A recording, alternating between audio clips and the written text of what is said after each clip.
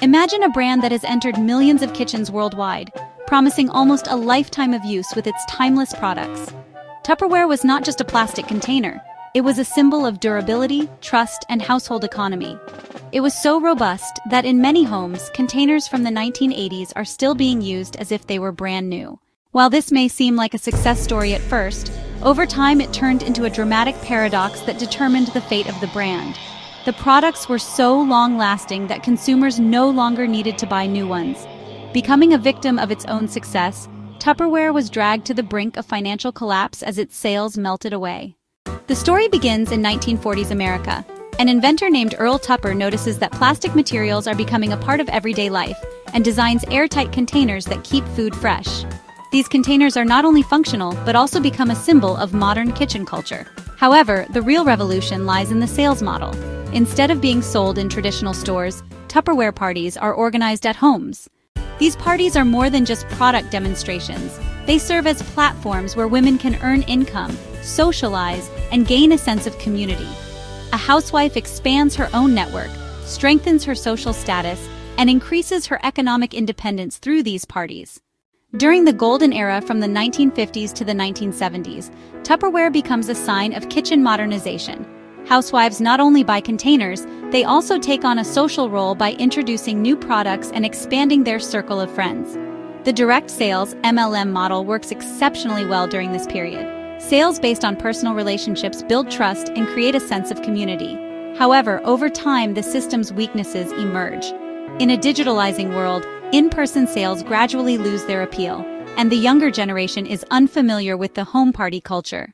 Competition intensifies from the 1980s onwards. Brands like Lock & Lock, Pyrex, and OXO enter the market with different materials, modern designs, and more affordable prices.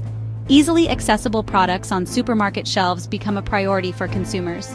While Tupperware still relies on traditional home parties, the long lifespan of the products causes sales to drop.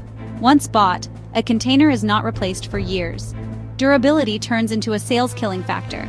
This paradox, much like Kodak's delay in going digital or Blockbuster falling behind Netflix, reveals that the brand became a victim of its own strength. In 2020, the pandemic brings a brief upswing for Tupperware. As home cooking increases, people turn to sturdy containers to store their food. Despite the hash meal prep trend pushing Lock & Lock and IKEA containers to the forefront on social media, Tupperware draws attention with its quality and nostalgia. But this wave does not last long. After the pandemic, consumer behavior quickly shifts to online shopping, and Tupperware can't remain strong enough in the digital world. Failing to be effective on giant platforms like Amazon and Walmart exposes the brand's lack of digital transformation. The post-2023 picture is dramatic. The company's debt load exceeds $700 million, sales drop by more than 50%, and in 2024 it has to file for bankruptcy protection. This is not just a financial collapse. It's also the end of an era, a story of a cultural icon failing to keep up with a changing world. Many myths circulate around Tupperware's bankruptcy. The claim that they went under because their products were too high quality is partially true. Durability did lower sales. The notion that the MLM model doesn't work anywhere is not entirely accurate.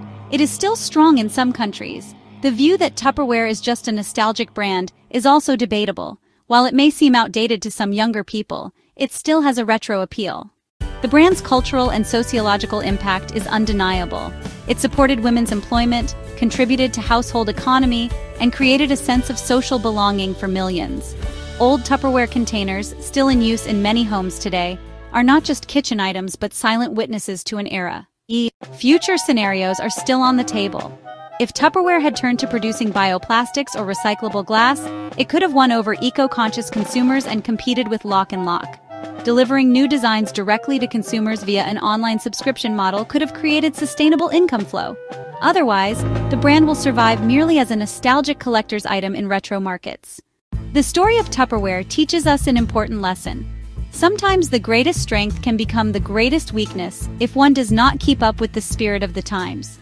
Durability becomes an advantage that reduces sales, delays in digital transformation have irreversible consequences, and consumer habits change rapidly.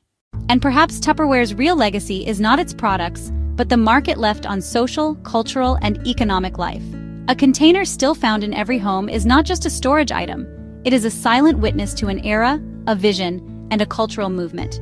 Because true durability lies not in the products, but in the vision. If you enjoyed this compelling story, don't forget to like the video, subscribe to the channel, and share your thoughts in the comments. What do you think Tupperware's legacy represents? We look forward to your comments.